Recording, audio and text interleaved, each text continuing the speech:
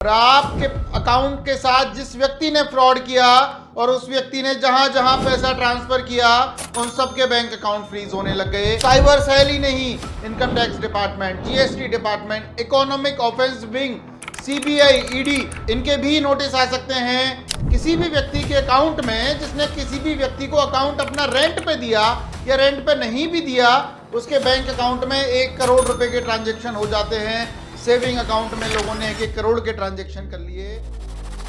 Bank account freeze होना एक आम समस्या इसलिए बन गई है क्योंकि बैंक अकाउंट फ्रीज इतनी आसानी से होने लग गए हैं कि आप 1930 पर कॉल करिए और आपके अकाउंट के साथ जिस व्यक्ति ने फ्रॉड किया और उस व्यक्ति ने जहां जहां पैसा ट्रांसफर किया उन सबके बैंक अकाउंट फ्रीज होने लग गए। बैंक अकाउंट फ्रीज अगर 1930 पर कॉल करते हैं तो सिर्फ साइबर सेल की वजह से होते हैं। और इस वीडियो में हम ये भी बताएंगे कि आगे आने वाली क्या क्या समस्याएं हैं। सिर्फ साइबर सेल ही नहीं, income tax department, GST department, economic offence wing, CBI, ED, इनके भी नोटिस आ सकते हैं। इनके वजह से भी बैंक अकाउंट फ्रीज हो सकते हैं। नमस्कार दोस्तों, मैं advocate Adarsh Singhal, Rajasthan high court Jaipur. Bank account freeze को लेकर बहुत सारी वीडियोस हमने बनाई, अलग अलग अपडेट दी, अलग अलग जजमेंट पे भी चर्चा की। लेकिन इस वीडियो में कुछ नया इसलिए है क्योंकि हम ये भी बताएंगे कि सिर्फ साइबर सेल ही नहीं, economic offence wing, income tax department और जीएसटी डिपार्टमेंट भी आपके बैंक अकाउंट फ्रीज करने लग गए हैं। ये स्टेप 2 है बैंक अकाउंट फ्रीज होने का। क्योंकि आप एक एग्जांपल के साथ समझिए, किसी भी व्यक्ति के अकाउंट में जिसने किसी भी व्यक्ति को अकाउंट अपना रेंट पे दिया या रेंट पे नहीं भी दिया, उसके बैंक अकाउंट में 1 करोड़ रुपए के ट्रांजेक्शन हो जाते हैं। सेविंग अकाउंट में लोगों ने 1 करोड़ के ट्रांजेक्शन कर लिए। उनके पास नोटिस अभी तो आया है सिर्फ साइबर सेल का, लेकिन कुछ केसेस हमारे पास ऐसे आए जिनके पास इनकम टैक्स डिपार्टमेंट का भी नोटिस आया। इनकम टैक्स डिपार्टमेंट का नोटिस इसलिए आया कि आपके अकाउंट में 1 करोड़ रुपए का ट्रांजेक्शन कैसे हो गया, इसका क्या टैक्स आपने दिया, अगर जीएसटी रजिस्टर्ड फर्म का अकाउंट है क्या जीएसटी आपने भरा। और इकोनॉमिक ऑफेंस विंग का इसलिए आया कि किसी भी कंपनी के साथ अगर फ्रॉड हुआ, किसी भी इंडिविजुअल पर्सन के साथ फ्रॉड हुआ, उसने इकोनॉमिक ऑफेंस विंग, जो कि साइबर क्राइम केसेस और इकोनॉमिक ऑफेंस देखने के लिए अलग से एक विंग बनाई हुई है, उसके पास अगर आप एफआईआर कराते हैं तो वो अपने केसेस को इन्वेस्टिगेट करती हैं और वो भी अपनी एक अलग एफआईआर रजिस्टर्ड करती हैं और एक अलग एफआईआर रजिस्टर्ड करने के बाद अपने तरीके से केस को इन्वेस्टिगेट करती हैं और उन लोगों को नोटिसेस भेजती हैं जिन लोगों के बैंक अकाउंट फ्रीज कर दिए जाते हैं किसी भी डिपार्टमेंट के द्वारा, क्योंकि उनके पास भी वो जो इकोनॉमिक ऑफेंस हुआ है, वाणिज्यिक अपराध हुआ है, उसके अधिकार क्षेत्र में हुई ऑफेंस की एफआईआर के लिए वो नोटिस भेज सकते हैं। ये सभी नोटिस बैंक को भी जाते हैं और इंडिविजुअल पर्सन को भी जाते हैं और इसका जवाब भी आपको देना पड़ता है, रिप्लाई भी आपको देना पड़ता है। तो एक नई प्रॉब्लम, एक नई समस्या बनती जा रही है कि छोटे से अकाउंट फ्रीज हो जाने के कारण, मान के चलिए आपने ट्रेडिंग किया, गेमिंग किया या किसी भी तरीके के ट्रांजेक्शन्स किए, किसी व्यक्ति ने कोई फ्रॉड किया और वो फ्रॉड का पैसा रोटेट होता होता होता आपके अकाउंट में आ जाता है और आपको पता लगता है कि साहब GST department, income tax, economic offence wing और साइबर सेल के नोटिस आ जाते हैं। तो मेरा अनुरोध और ये वीडियो बनाने का उद्देश्य सिर्फ यही है कि जिनके भी अकाउंट फ्रीज हैं आप उसको इग्नोर मत करिए। साइबर सेल से अगर फ्रीज है तो उसको साइबर सेल की कंप्लेंट को क्लोज करवाइए, अपनी एनओसी प्राप्त करिए, कोर्ट ऑर्डर प्राप्त करिए और उसके बाद उस बैंक अकाउंट को क्लोज करवा दीजिए।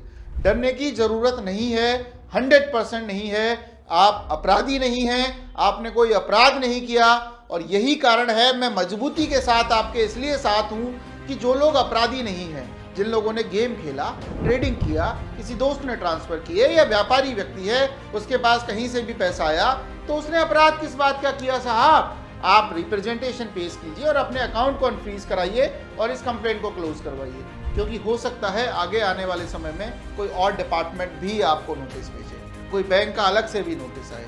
ये तो रही डिपार्टमेंट की समस्याएं जो बैंक अकाउंट को फ्रीज कर दिया करते हैं। आजकल एक नई परेशानी आने लग गई है कि बैंक भी आपके बैंक अकाउंट को फ्रीज कर देती हैं, जिसके लिए वो कहती हैं red flag notice, unusual transactions, EDD, enhanced due diligence, EDD के भी नोटिस आते हैं। अगर बैंक इस तरीके के इंटरनल फ्रीज अगर आपके अकाउंट में लगा देती है, जो अलग अलग डिपार्टमेंट के अलग अलग, इन बैंकों के ही अलग अलग डिपार्टमेंटों के थ्रू लगाया जाता है, जैसे SBI का एक AML CFT डिपार्टमेंट होता है जो कि लीगल डिपार्टमेंट होता है, जो कि ये चेक करता है किसका बैंक अकाउंट किस तरीके से रन कर रहा है, कोई बैंक अकाउंट के जरिए फ्रॉड तो नहीं कर रहा है।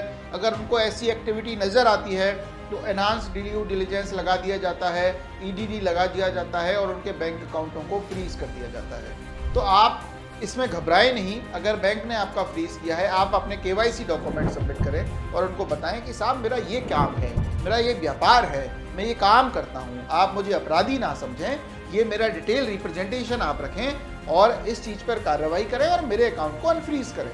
आप बैंक को ये डायरेक्ट बाई पोस्ट और बाई मेल भी भेज सकते हैं।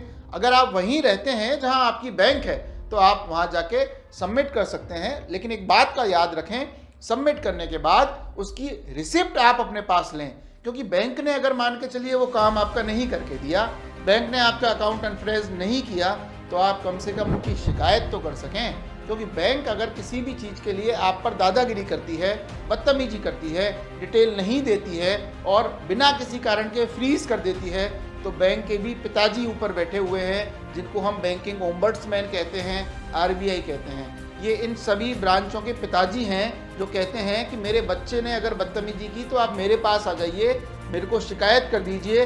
बैंकिंग ओम्बड्समैन में डायरेक्ट जाके आप शिकायत कर सकते हैं, RBI में आप डायरेक्ट जाके शिकायत कर सकते हैं। और जैसे ही आप RBI और बैंकिंग ओम्बड्समैन में शिकायत करते हैं तो वो लोग एक्शन लेते हैं, और जब इनके पिताजियों को शिकायत होती है तो इनको भी फ़र्क पड़ता है कि साहब हमने कुछ गलतियां की, बिना किसी इन्फॉर्मेशन के, बिना किसी इंक्वायरी और इन्वेस्टिगेशन के हमने इस व्यक्ति का अकाउंट फ्रीज कर दिया, तो हमारी नैतिक जिम्मेदारी है अगर ये व्यक्ति अनफ्रीज कराने आता है तो उसको अनफ्रीज भी करना चाहिए। ये हम बात कर रहे हैं अलग अलग डिपार्टमेंट और बैंक के फ्रीज को लेकर।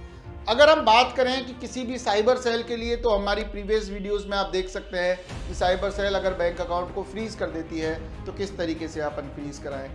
मैं उन लोगों के लिए भी वीडियो बनाता हूं जो लोग परेशान हैं कि साहब बैंक अकाउंट फ्रीज होने से हमें भविष्य में कोई प्रॉब्लम तो नहीं होगी। देखिए, अगर छोटा मोटा कोई भी ट्रांजेक्शन है, बड़ी कंप्लेन नहीं है, डायरेक्ट आपका इन्वॉल्वमेंट नहीं है, लेयर 3, 4, 5 में आपका अकाउंट है, तो कोई घबराने की ज़रूरत नहीं है। क्योंकि बैंक अकाउंट फ्रीज होना एक आम समस्या बन गई है। लगभग करोड़ों लोगों के बैंक अकाउंट फ्रीज है। किसी किसी व्यक्ति के तो 10 अकाउंट हैं, 10 की 10 फ्रीज हैं, और वो 10 की 10 इसलिए फ्रीज हैं क्योंकि बहुत सारे लोग एक्स्ट्रा समझ उनमें दे देता है भगवान।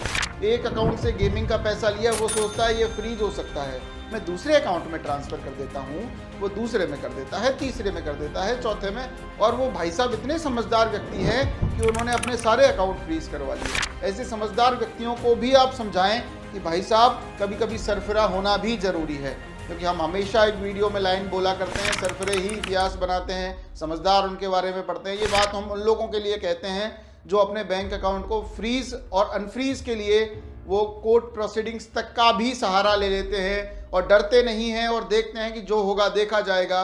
हम अपनी मजबूती के साथ बिना किसी को पैसा दिया अपने दम पर बैंक अकाउंट अनफ्रीज कराएंगे। तो ऐसे लोगों के लिए ये लाइन का हम यूज़ किया करते हैं।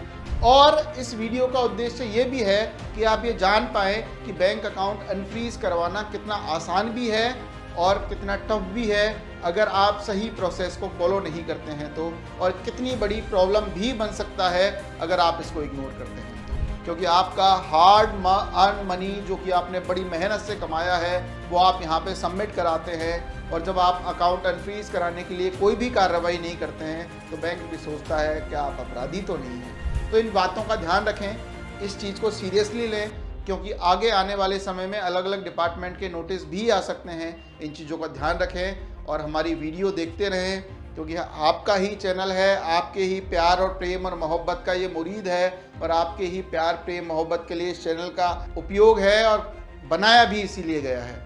थैंक यू सो मच दोस्तों। कमेंट, शेयर, लाइक सब कुछ आप जो चाहें वो कर सकते हैं। Thank you so much.